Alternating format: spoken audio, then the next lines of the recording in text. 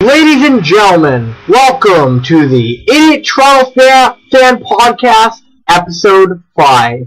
I really think this is Episode 5. Actually, I should look that up, like how I look everything up mid-show, because I am a dumbass. I have everything prepared, except for what episode I'm on. I know, it's actually pathetic. I'm sorry about this. I'm actually deeply sorry. I think it's Episode 5. I really have to check. God damn it, that's not what switch count. So I'm a bit tired too. So if I feel less energy today, well, I had ball hockey today and yesterday, won both games, scored in both games, so yeah, okay, we're on episode 5. Wow. Alright, episode 5 it is. Got a good amount of things to talk about today, but honestly at this point I'm mainly just waiting for hockey season and the Bills to hurry the hell up. But even the Bills are getting pretty interesting. But before all that, we actually start off some Leafs news. Yeah, I know. We're actually starting off with frickin' Leafs news. Finally. I've been waiting for this for a long time, so I'm going to say it again. We are starting with Leafs news. And you know the best part, because I'm about to spoil this episode a bit, we're also ending with Leafs news. So, we're going to start off with not the Leafs news you thought we were going to start with, but right after I finished my podcast yesterday and got it ready to upload, I went on Instagram and I found out that Connor Carrick got married. So, congratulations to Connor Carrick on his marriage last Sunday. I just wish I could have known beforehand, that way you didn't totally troll me. Anyways, I hope you have a happy marriage, and I hope you continue to do well for the Maple Leafs. And who are the hell else you play for? But mainly the Maple Leafs. Anyways, that was that. So, next up, Josh Allen. That's right, I know it's called Idiot Toronto Fan, but seeing how Toronto doesn't have an NFL team, the Bills are closest to us, and they're my team, so I gotta cover Bills. I'm sorry, we need that NFL void. Because the CFL, well, I'll get on that one later. So, quarterback Josh Allen has officially been signed to a rookie contract. Finally, so he's officially a Bill. Yeah, he was drafted 7th overall. So, speaking of the contract, because again, rookie contract, you probably already know what that is. Quarterback race is really heating up in Buffalo. As you all know, we have Josh Allen, who we drafted this year. A.J. McCarron, our free agent signing, who for quite a few years was the backup of Andy Dalton in Cincinnati. Thank you, Andy, for breaking our drought. And, of course, Nathan Peterman, who I know you're all sleeping on him and saying that he's shit already. And I get it. He had a terrible debut first start. I mean, 5 interceptions in the first half. That's going to be a meme forever, and I acknowledge that. Well, I'm just going to say this. Sleep on him all you want. Fact is, I want you to sleep on him. Because despite that start, I see a lot of good in this guy. I see a lot of potential. I think Peterman can make a strong comeback. So, of course, the quarterback battle is very heated between Josh Allen's cannon arm, A.J. McCarron basically being nearly as good as Andy Dalton, and Nate Peterman, who could stun us all. Of course, Nate Peterman is expected to be third string, probably. That's like most likely. So, and people will figure it's just Josh Allen and A.J. McCarron. But honestly, you got to give Peterman a chance. All three have actually been looking really good at training camp from what I've seen. But the last report that I saw, apparently, here's your top 3. I'm going to do it from number 3 to number 1. Third stringer, as of right now, is looking to be Peterman. Josh Allen's looking to be backup, and McCarron is looking to be the starter for this year, as of right now. Of course, it could change. Training camp isn't over yet. So I thought I'd give you an update on that, because honestly, it's real nice to have some interesting stuff happen in Buffalo with the offseason. I have never been so hyped for an NFL offseason in my life. We have actual quarterback battle in Buffalo, which is awesome. We have actual expectations with the Bills, and actual hope with the Bills. Too bad the Sabres also have hope, because that's the Buffalo team I don't like. Oh, and the Bandits. Screw the Buffalo Bandits. Next up, Jerome Iginla. Really doesn't have much to do with Toronto. It's just more of an NHL thing, and seeing how Toronto literally follows every NHL team, it seems like. Gotta mention him. He recently retired. Of course, he was born July 1st, 1977 in Edmonton. He's 41 now.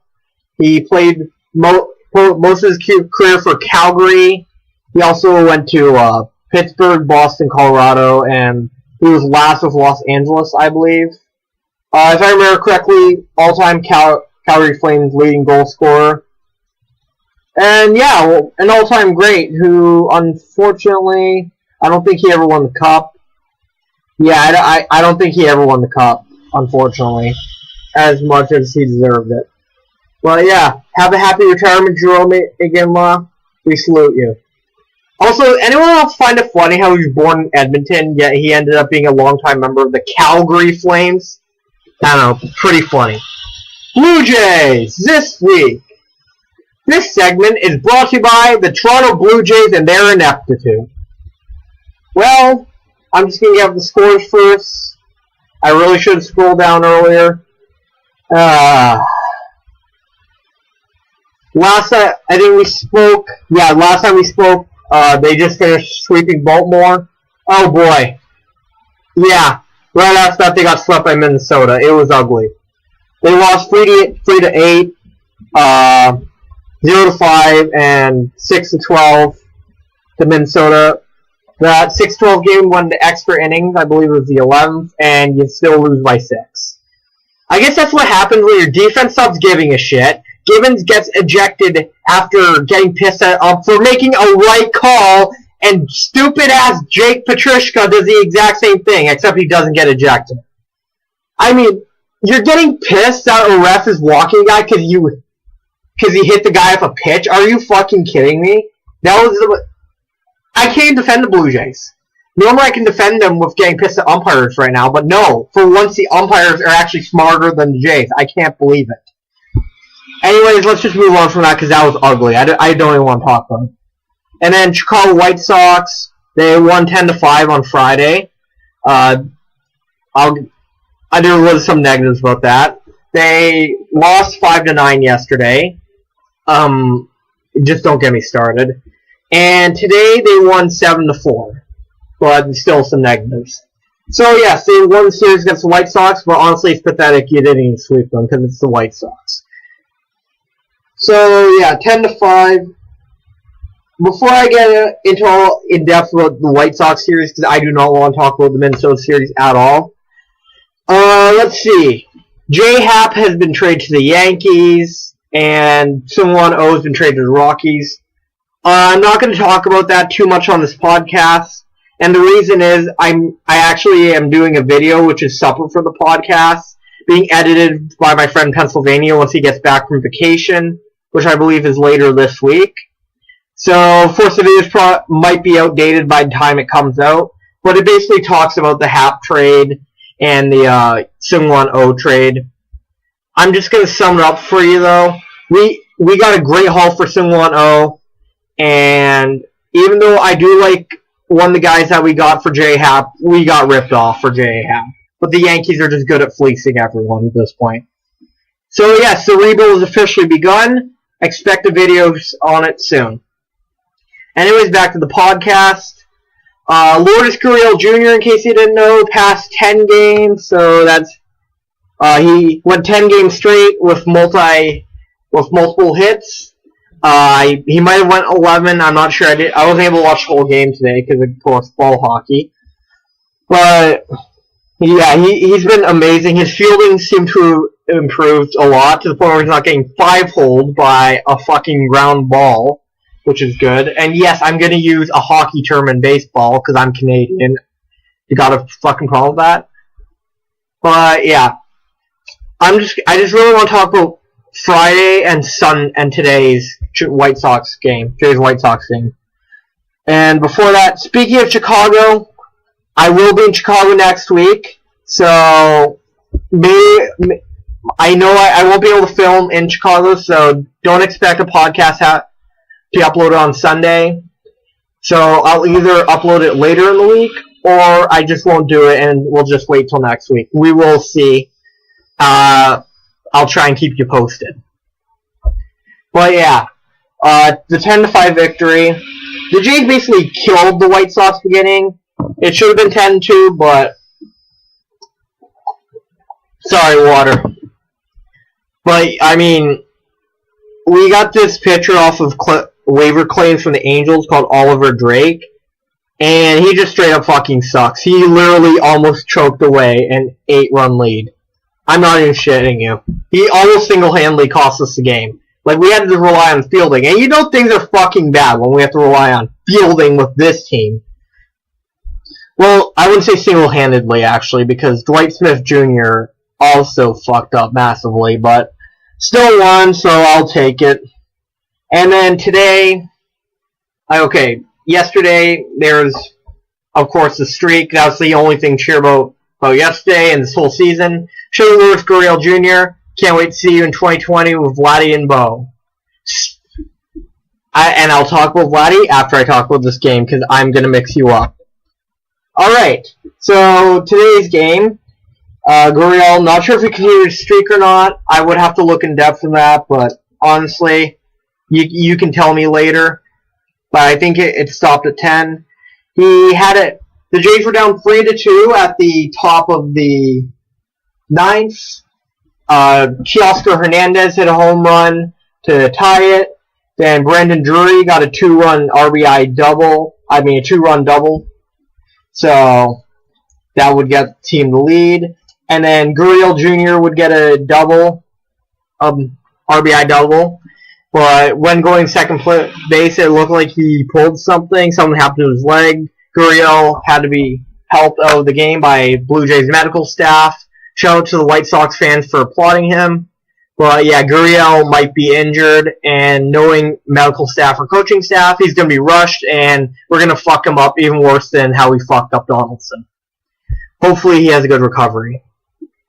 Tomorrow, 10:05 p.m. Eastern, and Tuesday as well, the Jays visit the Oakland A's. Probably not going to watch that. It's too late. Well, especially not Monday, because I'm probably going to be watching wrestling, first of all, and secondly, I hate West Coast games. I don't usually watch West Coast games because I'm in the East Coast. They usually run too late. But sometimes I'll watch them. It just depends on what I'm doing. And Monday and Tuesday night I work, so. Yeah.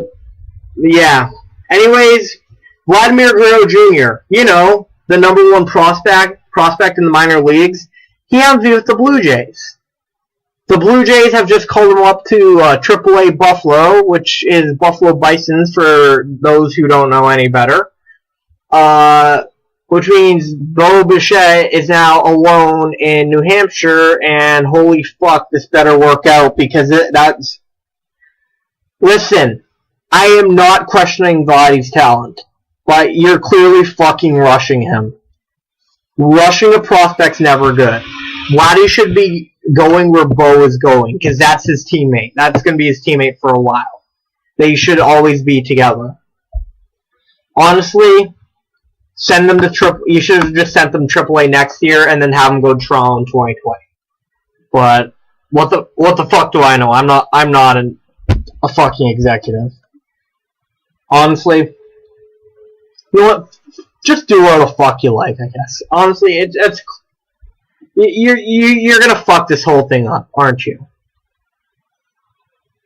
Vladimir Guerrero, the father of Vladdy Jr., is into the Baseball Hall of Fame, and the Baseball Hall of Fame decided to be a massive pile of shit and have him wear an Angels cap instead of an Expos cap, because I don't fucking know. Like, apparently it's more commercially viable, but, I mean, the Angels have no fans. The Expos have more fans than the fucking Angels, and the Expos don't even exist anymore. Well, technically they do, because Nationals, but still! What in the actual fuck kind of bullshit is this? Vladimir Guerrero's career was made in Montreal, mainly. Sure, he did some great stuff with the Angels, the Red Sox, so on.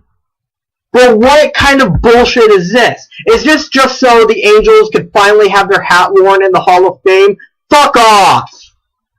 Do I have to say it again, Baseball Hall of Fame? Fuck off! Canadian Baseball Hall of Fame kicks your ass easily. And also, fuck Mike Schmidt. Anyways, to continue on with the momentum of rage, oh my god, the Argos. Oh god. I am not even going to give you in-depth stats this week. That's how bad this is. Like, thank God Hamilton lost this week, so it could ease the blow, because I can't stand Tiger Cats. And nice try, fake Mazzoli account, on making me actually believe for a second that Jeremiah Mazzoli randomly just followed my personal Instagram account. I personally won't understand why. I shit talk the Tiger Cats as much as I can. But this needs... Ugh. The Argonauts played the Blue Bombers in Winnipeg this week. Last week it was in Toronto, kind of like the whole Toronto-Edmonton series, except last week we lost to Winnipeg as well. Last week we lost 38-20. You think we might improve, right? No, we lost 40-14. James Franklin looked like fucking ass out there. Like, so many turnovers and picks. Like, I think there's 5 picks against James Franklin, and then one other turnover on downs. It was fucking sad. Like, I could barely even watch it, okay? So, next week, the Argos host the Red Blacks on Thursday at 7 p.m. And it's just been announced, and this is, of course, Week 8 action. It's just been announced that, what's his name? McLeod Bethel Thompson will be the starter for next week's game. And, of course, if you don't know who he is, I don't blame you. He's our third stringer. Because, of course, Ricky Ray's injured, so that's why Franklin's been starting. And Franklin sucks now. So we're having McLeod Bethel Thompson. We're going to give him a chance. Hopefully it works out well. Hopefully it doesn't end up like a Peterman thing. But, honestly, I like Bethel Thompson from what I've seen so far. And what I've seen so far was him in that game against Hamilton in the preseason. I believe he started that game. Yeah, he started that game. And he kicked Hamilton's fucking ass. He literally bitch-slapped Hamilton. He bitch-slapped Mazzoli.